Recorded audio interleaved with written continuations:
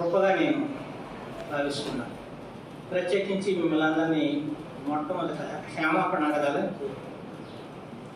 ఏమైనంటే, నాకు అన్న ఈరోజు వాక్యం చెప్పమని వారం క్రితం చెప్పాడు.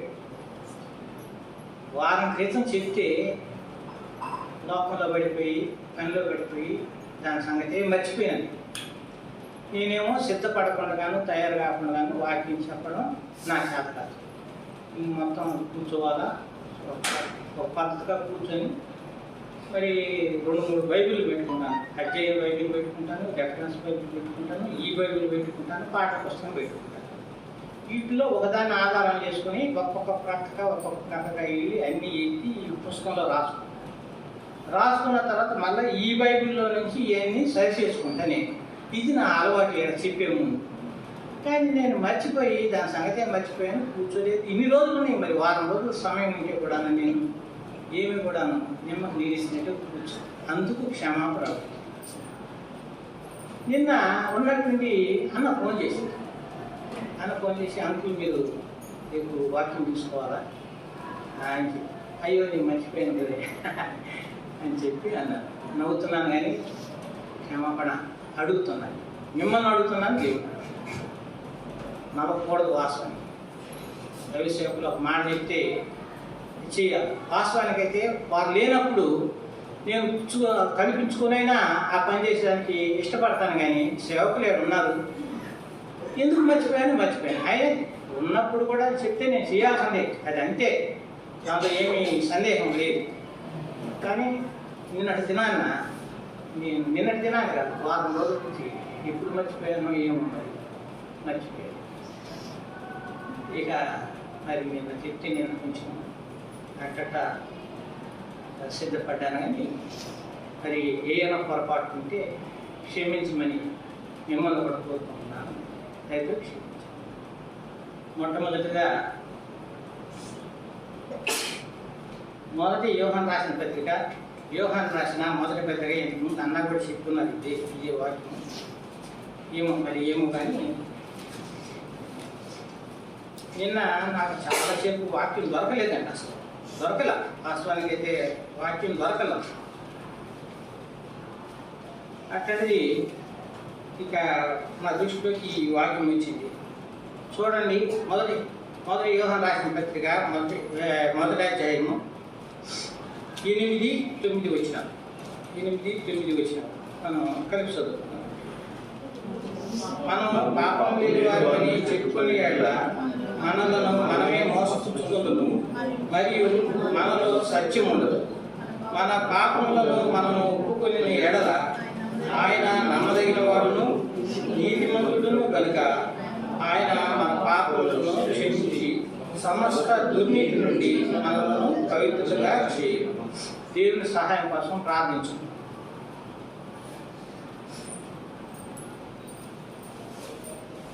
మహాపరిశుద్ధుడు అయిన మాకు పరలో తండ్రి, జీవం దేవా, పరిశుద్ధుడా,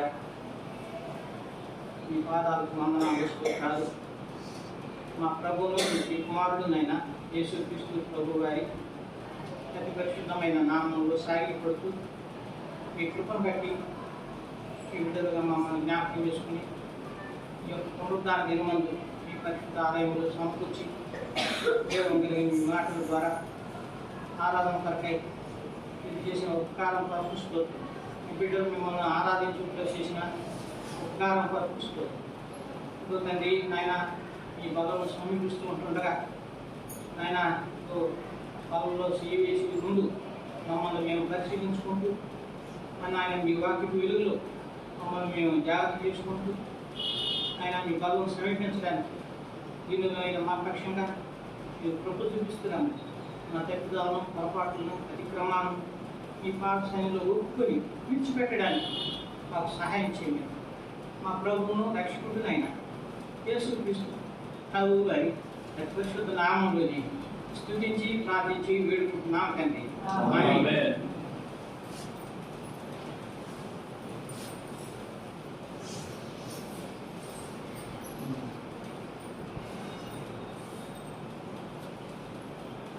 వాక్య పరిచయలు పాల్గొంటుంది. దాదాపు 7-8 పైన అవుతుంది. కొంత తేడాలు వస్తూ ఉండొచ్చు. నన్ను మీరు మన్నించండి. ఏదైనా పొరపాటు జరిగితే కూడా మీరు సరిదిద్దుకోండి, లేకపోతే నాకు చెప్పండి అన్నా ఇది తప్పు అని. ఇది పొరపాటు అయితే ఏదైనా ఉంటే నేను కూడాను సరిదిద్దుకోవడానికి ముందుకు వస్తాను. ఏమి సందేహపడను. మళ్ళా ఒకసారి యోహాను రాసిన మొదటి పత్రిక 1వ అధ్యాయము 8-9 వచనాలను మనం కలిపి చదువుకుందాం. ప్రత్యేకించి 9వ వచనాన్ని 2 సార్లు చదువుకుందాం. మనము పాపము లేని వారమని చెప్పుకుని ఎడల మనలను మనమే మోసపుచ్చుకొనుము, మరియు మనలో సత్యం ఉండదు. మన పాపములను మనము ఒప్పుకునే ఎడల ఆయన నమ్మదగిన వాడును నీతిమంతుడును కనుక మన పాపములను క్షమించి సమస్త దుర్నీతి నుండి మనలను పవిత్రులుగా చేయను. మళ్ళా 9వ వచనం, మన పాపములను మనము ఒప్పుకునే ఎడల ఆయన నమ్మదగిన వాడును నీతిమంతుడును కనుక ఆయన మన పాపములను క్షమించి సమస్త దుర్నీతి నుండి మనలను పవిత్రులుగా చేయను. మరి ఈ వాక్యము మన వినికిడిలో దేవుడు ఆశీర్వదించాడు. ఇదే యోహాను రాసిన మొదటి పత్రిక 5వ అధ్యాయము 18 వచనం మనం అందరం కలిపి చదువుకున్నాం. 5వ అధ్యాయము 18 వచనం మనం అందరం కలిపి చదువుకున్నాం. దేవుని మూలముగా పుట్టిన వాడెవడును పాపము చేయడని ఎరుగుదును. దేవుని మూలముగా పుట్టినవాడు తను భద్రం చేసుకున్న గనుక దుష్టుడు వారిని ముట్టాడు. యోహాను సువార్త ఇంకొక వచనం చదువుకున్నామండి. యోహాను సువార్త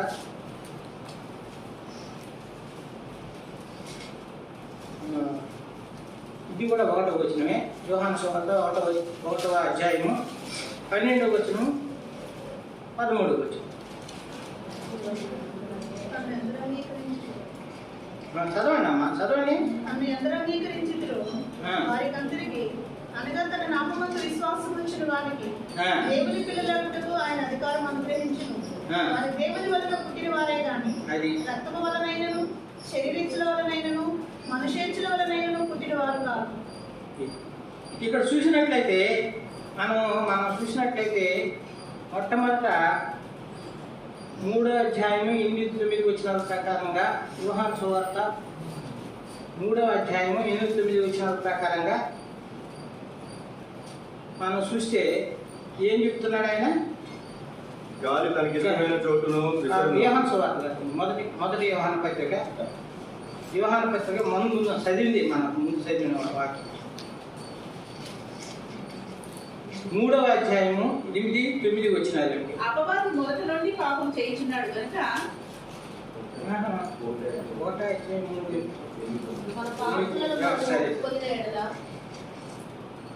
కరెక్టేనండి. అదే మనము పాపం లేని పరము చెప్పుకునే ఎడల మనలను మనమే మోసపుచ్చుకున్నాము. మన్నించండి. మొదటి యోహాను పత్రిక 3వ అధ్యాయము 9వ వచనం. దేవుని మూలంగా పుట్టిన ప్రతి వాణిలో ఆయన బీజం నిలుచును గనుక వాడు పాపం చేయడు. చదవండి ఇంకా. వాడు దేవుని మూలంగా పుట్టినవాడు గనుక పాపం చేయజాలడు. అంటే ఇది చూసినట్లయితే ఇక్కడ మనం 1వ అధ్యాయము 8-9 వచనాల్లో మనం చూసినట్లయితే ఏముంది? మనం మన పాపంలో మనం ఒప్పుకోవాలని చెప్తున్నాడు. దీన్ని చూస్తే ఏముంది? 9వ వచనంలో ఒప్పుకునే ఆయన నమ్మదగిన వాడు నీతిమంతుడు కనుక ఆయన మన పాపములను క్షమించి సమస్త దుర్నీతి నుండి మనల్ని పవిత్రులుగా చేయును అంటున్నాడు. ఇక్కడ చూసినట్లయితే 3వ అధ్యాయము మొదటి యోహాను 3వ అధ్యాయము 9వ వచనంలో ఇక్కడ 2 రకాల మనుషులు మన జన్మ యేసుక్రీస్తు ప్రభు వారిలో మనం దేనికి ఒప్పుకోవాలని చెప్తున్నాడు. మనం పాపం లేని వారమని చెప్పుకునే ఎడల మనం పాపం లేని వారని చెప్పుకునే ఎడల మనలను మనమే మోసపుచ్చుకుందుము అంటున్నాడు. అంటే ఇక్కడ మనము పాపం, మన నైజము పాపము, మన తండ్రి కూడాను పాపం చేసేవాడే. మనము జన్మింపజేసిన వాడు దేవుడు మాత్రము పాపం లేనివాడు. కాబట్టి దేవుని మూలంగా పుట్టిన ప్రతివాడును ఏమంటుందా? దేవుని మూలముగా పుట్టిన ప్రతి వానిలో ఆయన బీజము నిలుచును కనుక వాడు పాపం చేయడు. దేవుని మూలముగా పుట్టినవాడు కనుక పాపం చేయజాలడు అంటాడు. ఇక్కడ చూసినట్లయితే ఇది కొంచెం మీకు ఒక రకంగా ఇది బీజము అంటే ఎంతమందికి తెలుసు, కానీ మనం సామాన్యంగా విత్తనం అనుకుంటాం. విత్తనం ఇప్పుడు చిక్కుడు గింజ కానీ, మరి ఏరుశనగపప్పులో గింజ కానీ మనం చూసినట్టయితే దాన్ని విత్తనం అంటాం. ఆ విత్తనంలో 3 భాగాలు ఉంటాయి. ఆ విత్తనానికి కాయ ఒక భాగము, కాయలో గింజ ఒక భాగము, ఆ గింజలో అంకురం ఒక భాగం. కాయలో గింజలో పైన దాని చుట్టూ చర్మం లాగా ఒక చన్నటి పొర ఉంటుంది. ఆ పొరతో కూడా కలుపుకుంటేనే గింజ. ఆ పొర తీసేస్తే 2 ఇలాగా బద్దలు ఉంటాయి. 2 బద్దలు ఉంటాయి. ఈ బద్దలు తీసినప్పుడు ఈ కింద భాగంలో చిన్నది అంకురం ఉంది. దాని యువతల ప్రక్క ఇదేమో మన భూమిలో పోయి ఏరు భాగము. ఈ అంకురం ఏమన్నా చిన్నది అంకురం, చాలా చిన్నదిగా కనపడుతుంది. ఈరోజు వాస్తవానికి నేను 2 పల్లి గింజలు ఏరుశనగ పప్పులు తీసుకొని వచ్చి చూపిద్దాం అనుకుని తీసి బయట కూడా పెట్టాను, కానీ మర్చిపోయేది. దీన్ని బీజము అంటారు. ఈ చిన్న భాగాన్ని బీజం అంటారు. ఈ 2 పలుకులేమో బలం ఉంటుంది. ఆ గింజ భూమిలో పాల్గొని ఏరు భూమిలోకి పడ్డప్పుడు ఏరేమో కిందకి పోద్ది. ఈ గింజలు 2 ఇలా విచ్చుకుంటాయి. మీరు కూరగాయల చెట్టు పెట్టుకున్నప్పుడు చిక్కుడుకాయలు కానీ, మరి బీరకాయలు కానీ, ఏ కాయలు నాకు పెట్టండి, ఇలా 2 పప్పులు ఇలా వచ్చేస్తాయి. దీనిలో సన్నటి ఇది వస్తుంది, దానిలో సన్నగా ఆకులు, ముందేమో చిన్న ఆకులు, పెద్ద ఆకులు వస్తాయి. ఆ పెద్ద ఆకుల తర్వాత చిన్న ఆకులు వస్తాయి, తీగలు వస్తాయి, అట్లా మళ్ళీ చెట్టు అయిపోతాయి. కాబట్టి ఇది బీజం. ఆ బీజం అంటే ఏంటంటే దేవుడు వాస్తవానికి తల్లి గర్భంలో మనల్ని రూపించినప్పుడే ఆయన వాక్యం ఏం చెప్తున్నది? దేవుడు మనల్ని నిర్మించిన విధానం ఏంటంటే మన్నుతోటి మనల్ని నిర్మించాడు. మన్నుతో ఆదామును నిర్మించాడు. మనల్ని కాదు, కానీ దేవుడు వాక్యం ప్రకారంగా దేవుడు మన్నుతోటి ఆదామును నిర్మించి నాసికా రంధ్రాల్లో ఆయన జీవవాయువును ఊదితే నరుడు జీవాత్మ అయినా వాక్యం సెలవిస్తున్నాం. కాబట్టి నరుడేమో పలకలేడు, కదలలేడు. నరుడిని తయారు చేశాడు కానీ, మట్టి బొమ్మను చేశాడు కానీ కదలలేడు. ఎప్పుడైతే ఆ జీవము ఆ నాసికా రంధ్రాల్లో నుంచి దేవుడు ఊదాడు, దేవుడు జీవం మనలోకి వెళ్ళింది, అప్పుడు బిడ్డ కదలడానికి మనం. అట్టనే మరి గింజలో కూడాను ఆ అంకురము బీజము మొక్క మనం పాతి పెడతాం. మట్టిలో ఇది ఏదైనా ఒక పాయ చేసేసి పాదిలో మొక్క గింజ పెడతాం. ఆ గింజని కప్పేస్తాము, కొంచెం నీళ్లు చల్లుతాం. 2 రోజులు 3 రోజులకి అదేం చేస్తుంది, ఇలాగ 2 బద్దలుగా ఇలాగ కనపడతా ఉంటుంది, భూమి మీద కనపడుతుంది. కిందదేమన్నా భూమిలోకి వెళ్ళి ఏరు పారిన తర్వాత కొన్ని రోజులకి ఆ బద్దలు 2 రాలిపోయి, రాలిపోయిన తర్వాత ఆ చెట్టు అప్పటికి చిన్న ఆకులు ఉంటాయి కదా, ఆ ఆకులు ఆహారాన్ని తయారు చేసుకునేదానికి శక్తి వాటి అంతటికి అయ్యేప్పుడు ఈ ఏరు నేల భూమిలో నుంచి సారం దానికి అందిస్తూ ఉంటుంది. అవి ఆకులేమో పైకి ఎదిగి బలం పొందుతాయి. ఆ బలం వాటి వల్ల ఆహారం ఈ చెట్టుకి మొక్క అందుతుంది. మొక్క నెమ్మదిగా తిరిగి ఫలిస్తాం. ఇది ఈ బీజం యొక్క సారాంశం. మరి బీజం అంటే ఎంతమంది చూశారో నాకు తెలియదు, కానీ దాని ఆకారము, దాని పద్ధతి, దాని ఎదుగుదల ఇలా ఉంటుంది.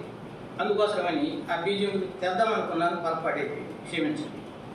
అందుకని దేవునిలో చూడండి, దేవుని మూలముగా పుట్టిన ప్రతి వానిలో ఆయన బీజము నిలుచును. దేవుని మూలముగా పుట్టిన, అంటే తల్లి గర్భంలో నుంచి పుట్టినోడు దేవుని మూలంగా పుట్టినోడు కాదండి. కాదు, తల్లి గర్భంలో నుంచి మనం జన్మించినప్పుడు దేవుని బిడ్డలం కాదు. ఎప్పుడైతే నీవు దేవుణ్ణి అంగీకరిస్తావో, రండి ఇంకొక మాట చూసుకుందాం.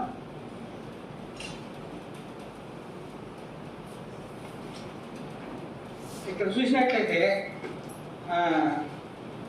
రోమా పత్రిక 10వ అధ్యాయము 17వ వచనం కొంచెం చదవండి అమ్మా. కాగా వినుట వలన విశ్వాసం కలుగును, వినుట క్రీస్తును గూర్చిన మాట వలన కలుగును. ఈ 13వ వచనం చదవండి. ఎందుకనగా ప్రభు నామమును బట్టి ప్రార్థన చేయు వాడెవడో వాడు రక్షింపబడును. 9వ వచనం చదవండి. అదేమనగా యేసు ప్రభువుని నీ నోటితో ఒప్పుకొని దేవుడు మృతులలో నుండి ఆయనను లేపినని నీ హృదయమందు విశ్వసించిన ఎడల నీవు రక్షింపబడదు. అది ఇక్కడ 3 సందర్భాలు ఉన్నాయండి. ఒకటేమో కాగా వినుట వలన విశ్వాసం కలుగును, వినుట క్రీస్తును గుర్చిన మాట వలన కలుగును. యోహాను సువార్త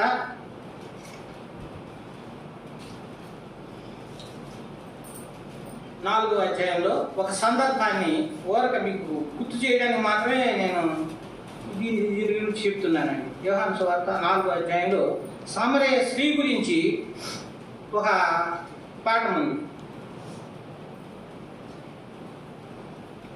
దేవుడు ఆమె చేసిన తప్పులన్నీ ఆమెకు తెలియజేశాడు. అయితే ఆమె ఆ కొండ తీసుకొని వచ్చిన నీళ్లు చేదుకోవడానికి వచ్చిన ఆ కొండను అక్కడ బావి దగ్గర వదిలిపెట్టేసి ఊర్లోకి పరిగెత్తుకుపోయి వారందరికీ కూడాను చెప్పి నేను చేసిన తప్పులన్నీ నాకు చెప్పిన దేవుడి గురించి అందరికి ప్రకటించింది. అలాగా మనం చేసిన తప్పులు కూడాను ఏం చేయాలా? ఒప్పుకోవాలనేది మనం ముందు చదివిన మాట ప్రకారంగా ఉంది మనకి. అది మనం చేసిన పాపాలను కప్పిపెట్టుకోకుండా ఒప్పుకొని అవి విడిచిపెడితే మనకి మేలనే వాక్యం సెలవిస్తుంది. మరి సమరయ స్త్రీ కూడాను తను చేసిన పాపాలు దేవుడు బయలుపరిచినప్పుడు ఆమె ఒప్పుకున్నది. మరి ఊర్లోకి అంతా పోయి వారి అందరికి చెప్పి అందరినీ ఊరు మొత్తాన్ని తీసుకుని వచ్చి ఊరంతా కూడా రక్షణ పొందేదానికి ఆమె కారకురాలి. అదే రీతిగా వినుట వలన విశ్వాసము కలుగును, వినుట క్రీస్తును కూర్చున్న వాక్యం వలన కలుగును. వినడము అంటే మరి బైబిల్ గ్రంథంలో ఒక వ్యక్తికి 2 కుమారులు ఉన్నట్లుగాను, ఆ 2 కుమారులు ఆ తండ్రి పెద్దవాడి దగ్గర పోయి నాయన ఈరోజు నువ్వు పొలంలోకి వెళ్ళి నువ్వు పలానా పని చేయ అంటే ఆయన నేను వెళ్ళనయ్యా అంటాడు. ముందు పెద్దవాడు నేను వెళ్ళను, ఈరోజు నేను వెళ్ళను అని అంటాడు. సరే అని చెప్పని తండ్రి రెండోవాడి దగ్గరకు పోయి అయ్యా ఈరోజు పొలానికి పోయి ఈ పని నువ్వు చేసిరారా అని అంటే సరే నాన్న వెళ్తాను అని అంటాడు. కానీ వాడు వెళ్ళడు. మొదటి వాడేమో నేను వెళ్ళను నాన్న అని అంటాడు. వాడు మనసు మార్చుకొని వాడు ఆ పొలానికి వెళ్ళి ఆ పని చేస్తాడు. వీళ్ళిద్దరిలో ఎవరు తండ్రి మాట విన్నవాళ్ళు చెప్పండి? పెద్దోడు కదా. పెద్దోడు విన్నాడు, కానీ నేను పోనన్నాడు, కానీ మనసు మార్చుకొని వెళ్ళి ఆ పని చేసాడు. చిన్నోడు వెళ్తానన్నాడు, కానీ మరి వెళ్ళకుండా మానేసాడు, ఆ పని చేయడం. ఇది వినడం అంటే ఏది? ఆ పని ఆ కార్యం మనము దేవుడు ఒక మాట చెప్పాడు, అది విన్నాము, అది మనం హృదయంలో విశ్వసించి మరి హృదయంలో విశ్వసించాలి. అది 9వ వచనంలో మనం ఏంది? అదేమనగా యేసు ప్రభువుని నీ నోటితో ఒప్పుకొని దేవుడు మృతులలో నుండి ఆయనను లేపినని నీ హృదయమందు విశ్వసించిన నీవు రక్షింపబడదు. రక్షింపబడిన వాడు మరి రక్షింపబడాలంటే ఏం చేయాలా? నీ నోటితోటి ఒప్పుకో, నీ హృదయమందు విశ్వసించాలా. అదేమనగా నోటితో ఒప్పుకోవాలా. ఫస్ట్ మృతులలో అది లేపినని నువ్వు హృదయంలో విశ్వసించాలా, అప్పుడు నువ్వు రక్షించబడతావు అంట. కానీ కొంతమంది క్షణికమైన నిర్ణయాలు తీసుకుంటారు. అందుకే దేవుడు ఒక ఉపమాన రూపంలో శిష్యుడికి ఒక ఉపమానం చెప్పాడు. దోవ ప్రక్కన పడ్డ విత్తనాలు, మరి పొదల్లో పడ్డ విత్తనాలు, రాతి నేల పడ్డ విత్తనాలు, మంచి నేల పడ్డ విత్తనాలు. మరి త్రోవ పక్కన పడ్డ విత్తనాలు ఆ త్రోవలో మన్నంతా గట్టిగా తొక్కి ఉంటుంది కాబట్టి మొలకెత్తలేదు, అలా ఉంది. కొన్ని రాతి నేలలు పడ్డాయి. మరి రాతి నేల పడ్డ విత్తనాలు మేము కొద్దిగా పైన మన్ను పొరంకి అది మొలిసింది, కానీ కింద ఏరు తనడానికి దానికి ఆస్కారం లేకుండా రాయి ఉంది కాబట్టి అది ఎండిపోయింది. ముళ్ళ పొదల్లో పడ్డ విత్తనాలు మొలిసినాయి, కానీ ఆ ముళ్ళ పొదలు వాటిని అనిచేసిన కారణంగా విరిగి ఫలింపులేక రాకపోయినాయని. మంచి నేల పడ్డ విత్తనాలు అవి విరిగినాయి, ఫలించినాయి, 30 60 100 ఫలింపు చేసినాయని మనకి తెలుసు. అలాగనే వినడం అంటే ఎవరు విన్నవారు అని అంటే, రెండో కుమారుడు పెద్ద కుమారుడికి 2 మాటలు చెప్తే పెద్దవాడు విన్నాడు కానీ పోనన్నాడు. అది తండ్రి కొంచెం బాధే కలిగించింది మొదట. రెండోవాడు నేను పోతాను నాన్న అన్నాడు కానీ పోతాను అనేటప్పుడు సంతోషం వచ్చాడు, కానీ వాడు పోయి పని చేయలేదు కాబట్టి అది దేవునికి దుఃఖమే. మరి వీడు పోనన్నాడు కానీ మనసు మార్చుకొని మళ్ళీ పోయినాడు కాబట్టి ఆ పని చేసి వచ్చాడు కాబట్టి తండ్రికి సంతోషం. అలాగనే మనకి కూడాను మొట్టమొదట తల్లి గర్భంలో నుంచి మనము జన్మించి చిన్నప్పటి నుంచి మీరు చూసినారంటే నా అనుభవపూర్వకంగా నేను చెప్తానండి. నాకు 1 పిల్లలు, చిన్న పిల్లల దగ్గర నుంచి కూడా చూశాను కాబట్టి పసిబిడ్డ తల్లి గర్భం నుంచి బయటకు వచ్చిన తర్వాత దాదాపు 3-4 నెలల నుంచి వాళ్ళు వాళ్ళకి వాళ్ళే కేరింతలు కొడతా ఉంటారు, కాళ్ళు జాడిస్తూ ఉంటారు, చేతులు జాడిస్తూ ఉంటారు, అని ఉమ్మి పైకి చదువుతూ ఉంటారు, ఏదేదో చేస్తూ ఉంటారు. ఇదంతా కూడాను ఆ యొక్క వాళ్ళకి ఏమన్నా తెలుసా, అది నేను ఇట్లా చేస్తున్నానే అంత చేస్తున్నానే ఏమి తెలియదు. కానీ ఒక స్టేజ్ కొద్దిగా ఎదిగేకుంటే ఏమవుతుందంటే ఆ బిడ్డకి జ్ఞానం తెలుసు. ముందు తల్లిని గుర్తుపడతాడు, ఆ తర్వాత తండ్రిని గుర్తుపడతాడు, తర్వాత బంధువులు ఎవరైతే ఆడిస్తారో వాళ్ళందరినీ గుర్తుపడతా పడతారు. ఆ తర్వాత మాటలు వస్తాయి, నడవడం వస్తుంది. అవన్నీ కూడా సర్వసాధారణంగా జరిగిపోయే విషయం. అయితే మనము నీకు ఊహ తెలిసిన దగ్గర నుంచి చిన్న బిడ్డని వాళ్ళు పాకుతుంటారు చూసారా, పాకే స్థితికి వచ్చినప్పుడు ఆ నేల మీద ఏదన్నా ఏది కనిపించినా కానీ అది తీసుకుంటాము, మేము నోట్లో పెట్టేసుకుంటాం. ఇది పసిబిడ్డ లక్షణం. మీరు అవునన్నా కాదన్నా అది జరుగుతుంది అంతే. పాకేటప్పుడు వాళ్ళందరికీ వాళ్ళు ప్రాకుతూ ఉంటారు, మనం పసిబిడ్డను గమనించుకుంటూ ఉంటాం. కానీ వాళ్ళు టక్కుమని ఏదైనా నోట్లో పెట్టుకుంటారు. ఏమైనా నోట్లో పెట్టుకున్నట్టే టనేస్తాడు వాడు. ఇట్ట నోటికి పెద్దగా పాటలు రావు, కానీ ఇదే మొహం తల తిప్పేస్తాడు. అక్కడ నుంచి సైతాను ప్రవేశించినట్టు లెక్క. అప్పటిదాకా సైతాను పసిబిడ్డలు దేవుని రూపం వాడు. పసిబిడ్డలు దేవుని రూపాలన్నీ, అందుకే దేవుడు పసిబిడ్డలు నా దగ్గరకు రాని అని చెప్తాడు. అలాగా ఎప్పుడైతే అబద్ధం చెప్పాడో, తలకాయ అడ్డంగా ఊపాడు, లేకపోతే నేను తినలా, లేకపోతే నేను నోట్లో పెట్టుకోవాలా అని అంటాడు, అక్కడ నుంచి పాపము మనలో ప్రవేశించింది. నీలోనూ ప్రవేశించింది, నాలోనూ ప్రవేశించింది, మనందరిలో ప్రవేశించింది. అంతకుముందు పసిబిడ్డ పుట్టిన దగ్గర నుంచి కేరింతలు పుట్టేటప్పుడు దేవుడితో ఆడుకుంటా ఉన్నాడు. పసిబిడ్డ కేరింతలు పడుతున్నాడు, నువ్వు అంటున్నాడు, అంటున్నాడు, ఏమేమో చేస్తా ఉన్నాడు, కాళ్ళు జాడిస్తున్నాడు, చేతులు జాడిస్తున్నాడు. కానీ ఎప్పుడైతే వాడు ఎదిగి ఈ తప్పు చేశాడో, ఏమైనా చేసేవాడికి చేయలేదని ఎప్పుడు అంటాడో అది అబద్ధం. ఆడ నుంచి సైతాన్ ఆదరణలోకి మనం వెళ్ళిపోయామండి. ఏమీ సందేహం లేదు, వెళ్ళిపోయాం.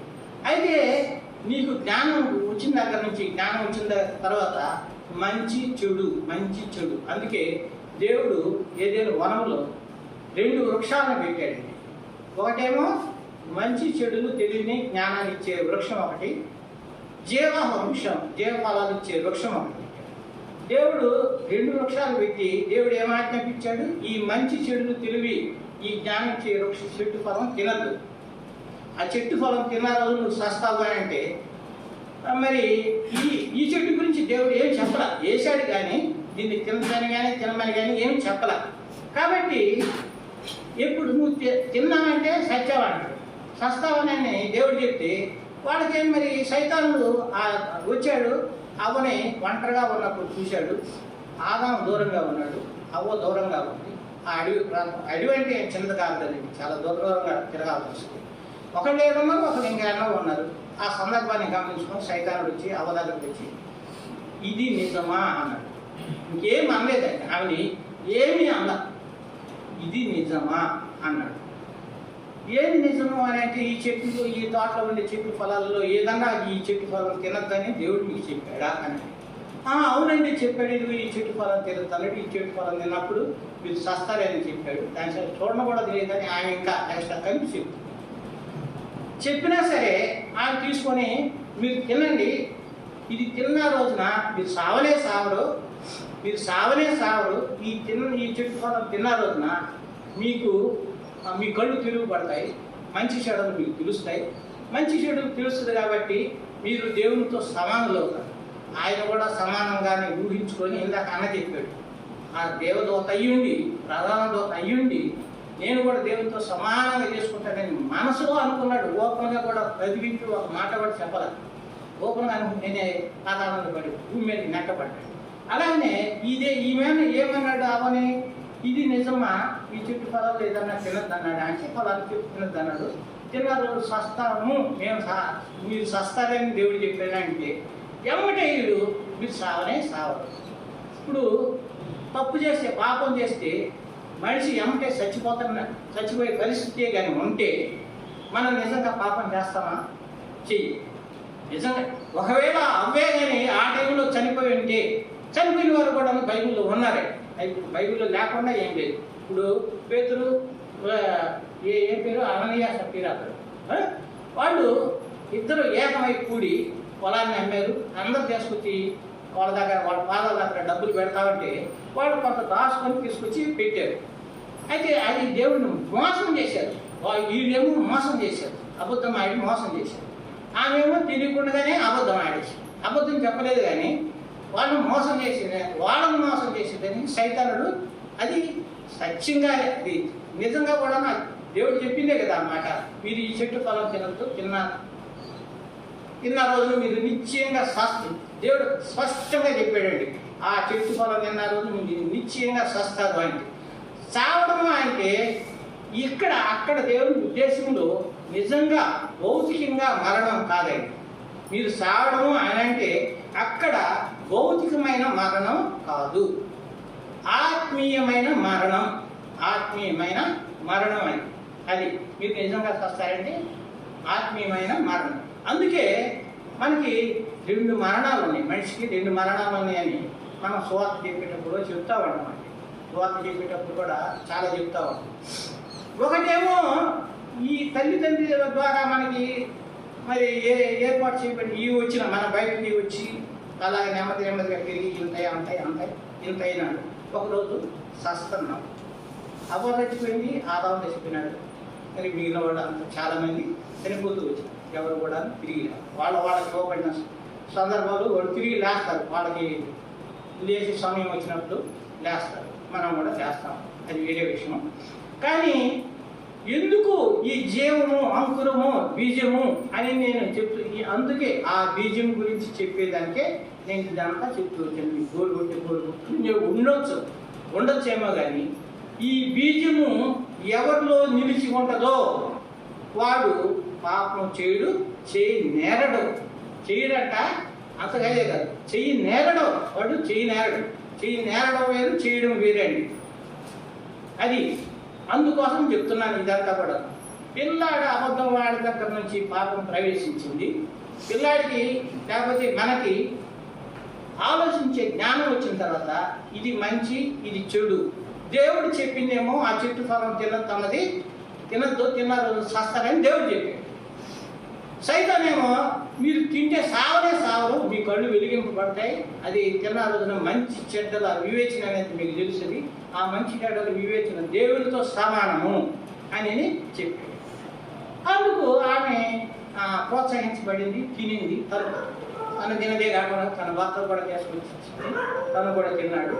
మరి రోజు ఒక తండ్రి ఊరి నుంచి వస్తామంటే పిల్లలు అల్లాడు చూసి, ఇప్పుడు మనకి ఆడి నుంచి వస్తున్నారు అనుకోండి, దగ్గర కొంచెం కంచు మేరలో పిల్లలకు కానీ తండ్రి కానీ తల్లి కానీ బయటకు పోయేదాన్ని ఊరికి పోయి వస్తున్నారు అనుకోండి, వీళ్ళు ఏడు నుంచి పరిగెట్టుకుంటా పోతారు. అంత దూరం పోయి ఇలాగా కాళ్ళు చుట్టేసుకుంటారు. ఎందుకు? తండ్రి ఏమన్నా వచ్చేటప్పుడు ఏదో ఒకటి పట్టుకొని వస్తారు. అది లక్షణం, మానవ లక్షణం ఏంటంటే ఏదన్నా ఊరికి పోయినప్పుడు మనం ఇంటికి వస్తామంటే చిన్నపిల్లలు ఉన్న దగ్గరికి పూర్తి చేతులతో ఎవరు కూడా పోవాలి. చిన్నపిల్లలు ఉన్న దగ్గరికి, వృద్ధులు ఉన్న దగ్గరికి పూర్తి చేతులు బట్టి ఎవరికి పోవాలని పెద్దలు మనకు చెప్తూ బోధిస్తూ ఉంటారు. దేనికి? వాళ్ళకి ఇప్పుడు నేనున్నాను అనుకోండి, నేను పెద్ద మా నాన్నమ్మ మా అమ్మమ్మ లేకపోతే వాళ్ళు బ్రతుకున్నారు, మనసులో ఉంది, మీ మనవడు వస్తున్నాడంటే వాళ్ళకి మా నెల్లూరులో నేను చదువుకునేటప్పుడు మా మామ నేను పెళ్లి చేసుకున్న ఆమె వాళ్ళ తండ్రి ఉన్నాడు, ఆయన అమ్మ మా ఫస్ట్ మొట్టమొదట మా కుటుంబంలో బాగా తీసుకున్న ఆమె గుడ్లూరులో ఉండేవాళ్ళు. ఆమె మాత్రం తీసుకుని ఆమె అంటుంటే నేను వెళ్తానంటే ప్రతి ఆదివారం నాడు నేను వెళ్ళేవాడు. ఆమె దగ్గరికి మంచాల్లో ఉండేది కదా, చూసేసి దానికి వెళ్ళేవాడు. పెద్ద పెట్టి చేతులు పోకూడదని చెప్పి ఏ ఒక అరటిపళ్ళు లేకపోతే ఏ ఒకటి తీసుకుపోయి నా శాతం అయింది అప్పుడు తీసుకు ఇచ్చేవాడు. అలాగే ప్రతి వాళ్ళు కూడాను పసిబిడ్డ దేవుడిని చూస్తే, తండ్రిని చూస్తే పిల్లలకు ఆశ ఏంటంటే ఏదో ఒకటి పట్టుకొని వస్తారని ఆశ. అలాగనే ఆదాము అలా కూడాను దేవుడి దగ్గర పరిగెట్టుకుని వెళ్ళి ముచ్చటించుకునేవాడు. సాయంత్రం చల్లపోటు, సాయంత్రం ప్రతిరోజు చల్లపోట మరి దేవుడి దగ్గరకు వచ్చి అందరూ కూర్చొని దేవుడితో మాట్లాడి ఆ రోజు రాకపోయేటప్పటికి దేవుడు పరపించినట్టు ఆదాము అంటే అవునయ్యా నేను ఇక్కడ దాక్కున్నాను అని అంటే ఎమ్మటే దేవుడు అడుగుతాడు, నేను తినద్దన్న ఆ చెట్టు పదం తిన్నావా అని. ఆయనకేం ఆలోచించదు, చెట్టు శాతం పదవ శాతం దాక్కుని ఉన్నాయా అనేది ఆదాము అంటాడు. అయితే ఎమ్మటి ఈయన అడుగుతాడు, నువ్వు ఆ చెట్టు పదం తినద్దన్నాను కదా, నువ్వు తిన్నావా అని. అవునయ్యా నువ్వు ఇచ్చిన స్త్రీయే, నేను తిన్నాను, నన్ను క్షమించండి అనేది అనలా అని చెప్పారు. అలాగా అందుకోసమని ఇప్పుడు ఏంది, మంచి చెడులు వివేచించే జ్ఞానం ఆడ నుంచే మనిషికి వచ్చేసి వాళ్ళు తిన్నారు. వాళ్ళని ఎంత తప్పు అవచేసిన పాపం మనకు వచ్చింది, ఆదాం చేసిన పాపం మనకు వచ్చింది అని చెప్పి అంటే చెప్తా ఉంటారు. కానీ నువ్వు చేసేది నీకు కనపడలా, నువ్వు చేసే పాపం నీకు కనపడలా, నువ్వు చేసే తప్పు నీకు కనపడలా, నువ్వు ఆడే అబద్ధం నీకు కనపడలా, ఏం కనపడటం లేదు నీకు కనపడటం లేదా చెప్పండి? ఎవరు కనపడటం లేదు. కాబట్టి మనం చేసే పాపం మనకు కనపడతానే ఉంటుంది, మన కళ్ళెదురు కూడా కానీ కనపడతా ఉంటుంది. కనుక ఈ బీజం అనేది ఆ బీజం దేవుని బీజం మనలో ఉంటే నీకు మంచి చెడు వివేచించే జ్ఞానం దేవుడు ఇస్తే కాదు ఇచ్చి ఉన్నాడు. కనుక నువ్వు చేసింది ఏదైనా పొరపాటుగా మాట్లాడితే ఒక సందర్భాన్ని చెప్తాను. నేను గుంటూరులో ఉన్నాను, నాకు ఎందుకో ఒకరోజు బాగా దగ్గు చేసింది, దగ్గు వస్తాను. మా ఇంటి వరండాలో అట్లా బయట కూర్చోనంటే మా ఇంటి ఎదురుబడిగా కొంచెం పేదవాడు కూలి పని నాయకులు చేసుకునేవాడు. ఆ అమ్మాయి సగరాత్రులు 1 గంట ఆ ప్రాంతంలో ఆ అమ్మాయి అప్పుడు ఇంటికి వచ్చింది. ఎంత ఈ అమ్మాయి ఇప్పుడు ఇంటికి వస్తుంది అనేది చెడు తలపుగా ఊహించాను. నేను చెడుగా ఊహించాను, వాస్తవం చెప్తున్నాను కదా, చెడుగా ఊహించాను. ఆ అమ్మాయి ఆ పెళ్ళింది, అక్కడ తీసుకుపోయి దించి ఎవరిలో దించింది, మళ్ళీ వచ్చి ఇంటికి వచ్చింది పోయింది. అదే చూస్తే ఆ అమ్మాయి ఏదో ఫ్యాక్టరీలో పని చేస్తుంది, వాళ్ళంతా కలిసి వచ్చారు. ఆ టైంలో ఇంటికి వచ్చిన తర్వాత వాళ్ళ ఫ్రెండ్ ఏమో ఇంకొక దూరంగా ఉండి వాళ్ళ వదిలిపెట్టింది, తీసుకొచ్చింది ఇద్దరు వాళ్ళ ఇంటికి వెళ్ళిపోయింది. మొదట నా ఆలోచన చెడుగా ఆలోచించానని చెప్పాను కదా, అది తప్పు. ఎప్పుడైతే ఆమె చేసిన కార్యము మనం అనలైజ్ చేసుకోగలిగామో, ఏది నిజం అనేది తెలిసిందో అప్పుడు పశ్చాత్తాపడాల్సి వచ్చిన సందర్భం. అలాగా మనకి జ్ఞానం వచ్చిన తర్వాత ఆ జ్ఞానం మనలో మంచి చెడు అనే వివేచించుకునే జ్ఞానం మనకి వచ్చిన తర్వాత అది మన బిడ్డ ఎదిగిన బిడ్డ కానీ, లేకపోతే ఎక్కువ వయసులోకి వచ్చిన బిడ్డ కానీ, మనం కానీ, మన తల్లి దగ్గర కానీ, తండ్రి దగ్గర కానీ, లేకపోతే మన బంధువుల దగ్గర కానీ ఎక్కడైనా సరే అక్కడ మరి ఏది మంచి ఏది చెడు అని వివేచించుకునే జ్ఞానం వచ్చింది. మనం ఎక్కువలో ఎక్కువ దేవుళ్ళకి వచ్చిన వాళ్ళు ఏంటి వినుట వలన విశ్వాసం వలన వినేది దేవుని వాక్యం కావాలి. ఈ వాక్యము నేను ఎందుకు మీకు చెప్పాను అని అంటే నా రక్షణకి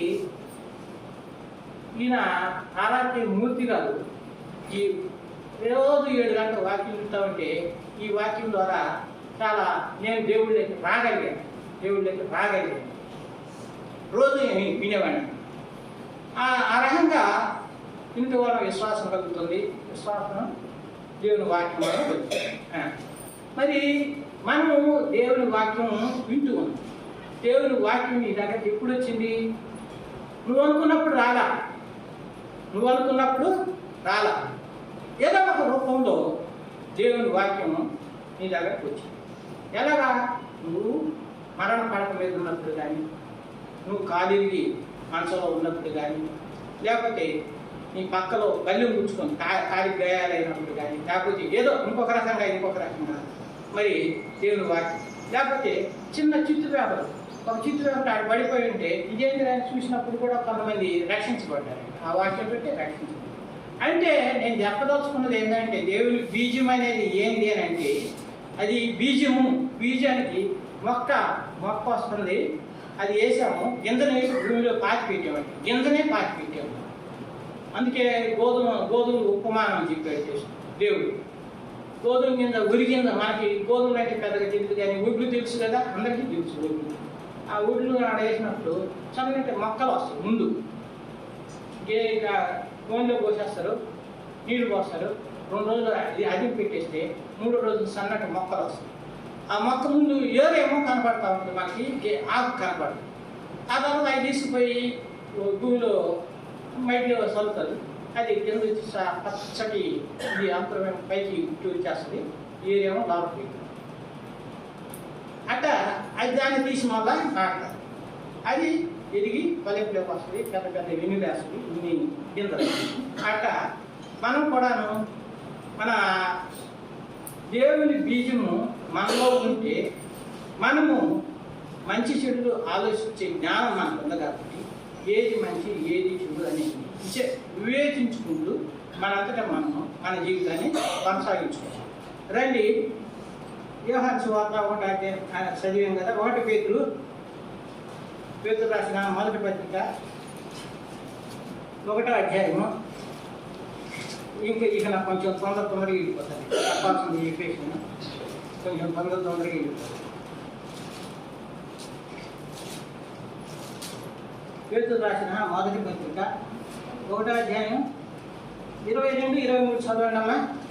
ఆయన జగత్తు పునాది వేయబడక మునిపే నియమింపబడెను గాని తను మృతులలో నుండి లేపి తనకు పనిపనిచ్చిన దేవుని ఎడల తన ద్వారా విశ్వాసులైన మీ నిమిత్తము కాదమ్మా 22 నుండి కాక శాశ్వతము జీవము గల దేవుని వాక్యములుగా అది అక్షయ బీజం నుండి పుట్టింపబడిన వారు కనుక నిష్కాపటమైన సహోదర ప్రేమ కలిగినట్లు మీరు సత్యములకు విధేయుల చేత మీ మనసులను పవిత్రపరచుకొని వారి నుండి ఒకరికొకరు హృదయపూర్వకముగాను వికృతముగాను ప్రేమించుడు. ఏదనగా ఇది మనకు కావాల్సింది. ఇక్కడ చూసినట్లయితే మీరు క్షయబీజము నుండి కాక శాశ్వతముకు జీవము గల దేవుని వాక్య మూలముగా అక్షయ బీజము నుండి పుట్టిన వారు కనుక క్షయ బీజము అక్షయ బీజం గింజల్లో కూడా 2 రకాలు ఉన్నాయి. క్షయ బీజం అంటే ఏమన్నా మన శరీరం తల్లిదండ్రుల ద్వారా మనకు అనుగ్రహించబడిన శరీరము ఇది మరణిస్తుంది. మరణించిన తర్వాత అది ఏం చేస్తుంది? మరి మట్టి వెళ్ళిపోతుంది. ఎవరిని మరణించినారని చెప్తారు? వీళ్ళు సచ్చినారని ఇప్పుడు నేను బ్రతుకున్నాను, మాట్లాడుతున్నాను, చూస్తున్నాను, మీకు ఏదో చెయ్యి చేసి ఇలా సైగ చేస్తున్నాను, కాళ్ళతో నడుస్తున్నాను, ఏమేమి చేస్తున్నాను. దాన్ని ఏమంటారు? ప్రాణం నాలో ఉంది. నేనేమి కదలకుండా ఇలా పడిపోయినాను అనుకోండి, నన్ను నలుగురు మొయ్యాలా? ఆ నలుగురు మొయ్యాల్సిన దానికి ఇదేంటి వెళ్ళిపోయింది. అది వెళ్ళిపోయింది కాబట్టి ఎక్కడికి వెళ్ళిపోయింది? దేవుడి దగ్గరికి వెళ్ళిపోయింది కాబట్టి అది వెళ్ళిపోయింది. ప్రాణం అంట, దాని ప్రాణం పోయింది అని అంట. చచ్చిపోయిన కొందరు సామాన్యంగా ఎవరికి ప్రాణం పోయింది, ప్రాణం పోయింది, లేకపోతే దేవుడు జరిగింది. ఇలాగా ఇక్కడ చూసిన సందర్భంలో ప్రకారంగా మనకి ఏముందంటే ఇది మళ్ళా చదివే ఏ బీజము నుండి కాక శాశ్వతమగు జీవముగా దేవుని వాక్య మూలముగా. దేవుని బీజం అనేది వాక్యం. దేవుని బీజము అనేది ఏంటంటే వాక్యం, దేవుని వాక్యం. రండి యోహాను సువార్త 1వ అధ్యాయం 1వ వచనం. ఆదియందు వాక్యము ఉండెను, వాక్యము దేవుని యందు ఉండెను, వాక్యము దేవుడై ఉండెను. అది వాక్యము దేవుడై ఉండెను. దేవుడికి సావు లేదు, దేవుడికి సావు లేదు. మనం అందరం శాస్త్రం, అందరం శాస్త్రం. మీరు అన్నా శాస్త్రం, మీరు అనకపోయినా శాస్త్రం. అది అందులో ఏమి బాధపడాల్సింది లేదు, దిగులు పడాల్సింది లేదు, ఏడవాల్సింది లేదు, కోపలు పెట్టాల్సింది లేదు, ఏమి లేదు. కాబట్టి మనము ఆ దేవుడి దగ్గర పోవాలంటే ఆ దేవుని బీజం మనలో ఉంటే మనం పాపం చేయమని, పాపం చేయి జాలమని నేను ముందు చదువుకున్నాను. దేవుని బీజం ఎవరిలో నిలిచి ఉందో వాడు పాపం చేయడు, జాలడు అని నేను చెప్పాను. కాబట్టి ఇక్కడ మన ఈడ 2 బీజాలు మనకు కనపడుతూ వస్తున్నాయి. అక్షయ బీజము, క్షయ బీజము, అక్షయ బీజము. క్షయ బీజము, అక్షయ బీజం. క్షయ బీజం ఏమో తల్లిదండ్రుల ద్వారా మనకు అనుగ్రహించబడిన శరీరము. ఆ శరీరంలో ఉన్న ఆ ప్రాణము అక్షయ బీజంగా ఉంది. కాబట్టి వీళ్ళ మనకి దేవుని యొక్క అక్షయ బీజం మనలో ఉన్నట్టయితే మనం మంచి చెడులు వేసించే జ్ఞానం మనకు ఉంది. కాబట్టి మనం పరీక్షించుకోవాలా. పరీక్షించుకోవడమే కాకుండా మనంతటా మనమే ఏదైనా పొరపాటు దొరకచ్చు, అట్లేం లేదు. ఇది పాపము, ఇది పాపం కాదని నీ మనసుకి ఇది పాపం అనిపిస్తే అది పాపమే. నీ మనసుకి అది పాపం అనిపిస్తే అది పాపమే. నీ వివేచనలో కానీ అయ్యో నేను చేసింది తప్పురా, లేకపోతే నా బిడ్డని పొరపాటుగా నేను కొట్టాను రా అన్న, బిడ్డనైతే పరగా ఒక దెబ్బ పడితే ఏంటి, ఒంటి మీద దెబ్బ పడ్డ అంత మాత్రాన ఏం కాదు. కానీ వాడి హృదయం పుచ్చుకునేట్టు నువ్వు మాట్లాడితే మాత్రం ఆడు ఆలోచించే శక్తి ఆడికి వచ్చిన తర్వాత, ఆ బిడ్డకు వచ్చిన తర్వాత నువ్వు మాట్లాడే మాట ద్వారా ఆ బిడ్డ గుచ్చబడి మరి ఆ మాట ఆ బిడ్డకి హృదయంలో గాయం కలిగించేట్టుగా నువ్వు మాట్లాడితే కూడాను అది పాపమే. కొన్ని సందర్భాల్లో మనం ఎరగకుండానే చాలా పొరపాట్లు చేస్తాం. చాలా అసలు మన దృష్టిలో అది పాపమని కూడా అనుకో. కాబట్టి నేను చెప్పేది ఏంటంటే మనము దేవుని బీజం మనలో ఉంటే అది ఆ బీజం ఉన్నవాడు పాపం చేయడు, పాపం చేయలేరని చెప్తుంది. ఆ పాపం చేసేదానికి మనకి ఏది పాపం, ఏది మంచి చెడులు తెలివి ఆ జ్ఞానం మన ఆదిపుత్రుడైన ఆదాము హవ్వలను బట్టి మనకు కూడా సంక్రమించింది. మనం ఇప్పుడు ఆలోచిస్తూ ఉన్నాం. మన ముందు ఏది జరిగినా సరే అది వివేచించగలుగుతూ ఉన్నాం, చూడగలుగుతూ ఉన్నాం, అది నాటగలుగుతూ ఉన్నాం, చేయగలుగుతూ ఉన్నాం.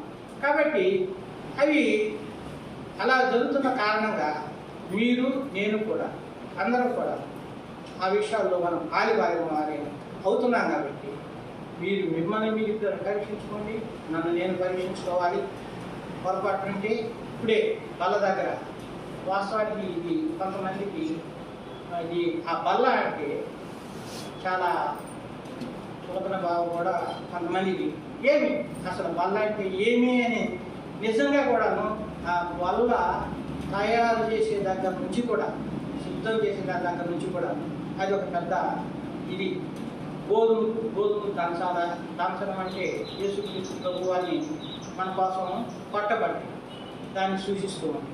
అది పిండి పిస్తారా, దాన్ని ముద్ద చేయాలా, పెనం మీద కాల్చాలా, దేవుడు మన కోసం ఈ శ్రమలన్నీ అనుభవించాడు అనేది సూచిస్తాం. మరి ఆ రొట్టె కూడా అట కొంతమంది అయితే మొక్కలు వాళ్ళే చేసి ఇచ్చేస్తారు, చేతులు మనం తీసుకోరు. అది ఆ రొట్టెని విరిచి అందరిని తీసుకుంటున్నామంటే ఆయన శరీరం మా కోసం దున్నబడిన దాన్ని బట్టి ఆ శరీరానికి సాదృశ్యంగా ఆ రొట్టెని పెట్టి మనము ఈ విషయాలని జ్ఞాపకం చేసుకుని మనం మన చేసే పొరపాట్లు ఏమన్నా ఉంటే ఏదన్నా ఉండనేమండి. ఇప్పుడు ఇది పొరపాటు, నువ్వు చేసావు, ఇంట్లో తప్పు చేసావు అని చెప్పి నేను అన్నాను. ఎందుకంటే నేనే పాపం చేస్తున్నాను. నేను పాపం చేసేవాడిని, నువ్వు పాపం చేసేవాడిని నేను ఎక్కడ చెప్తాను? నా పాపమే నాకు ఉంది. నా కంట్లో ఉన్న నలుసుని నేను తీసుకోకపోతే నీ కంట్లో ఉన్న నలుసు నాకు ఎక్కడ కనపడుతుంది? అదే చెప్పాడు కదా దేవుడు కూడా. అందుకే నేను దాని గురించి చెప్పడం లేదు, కానీ మిమ్మల్ని మీరు పరీక్షించుకోండి. మరి ఇక్కడ పెట్టేటప్పుడు కూడాను వాస్తవానికి ప్రార్థన చేసి మళ్ళా దాని మీద పెట్టాలి, అందరికి మధ్యలో పెట్టాలి, ప్రార్థన చేసి పెట్టాలి. ప్రార్థన చేయక ముందు జనం మీద కాల్చి పక్కన పెట్టేదాకా అది రొట్టె, అది రొట్టె. జనం ఎప్పుడైతే ఈ బల మధ్యలోకి, మందిరం మధ్యలోకి, సహవాసం మధ్యలోకి తీసుకొచ్చి పెడతారో, ప్రార్థన చేసి దాని మీద పెట్టిన తర్వాత అది దేవుడి శరీరం, అది దేవుడి శరీరం. ఎప్పుడైతే మరి దానిలో మనం చేస్తున్నామో దేవుడి శరీరాన్ని మనం తింటాము, దేవుడి రక్తాన్ని మనం తాగుతున్నాం. ఎందుకంటే ఆయన చెప్పాడు, చేయమనే చెప్పాడు, దీన్ని నా కొరకు మీరు చెయ్యండి అని చెప్పాడు. కాబట్టి అవి మనం చేస్తున్నాం. దాన్ని జ్ఞాపకం చేసుకుని అక్కడ మనం కూడా పరిశీలించుకుంటూ మనం దానిలో చేయలేదు. దేవుడి లేఖన భాగాలు తీర్చాం. ప్రార్థన చేస్తుండే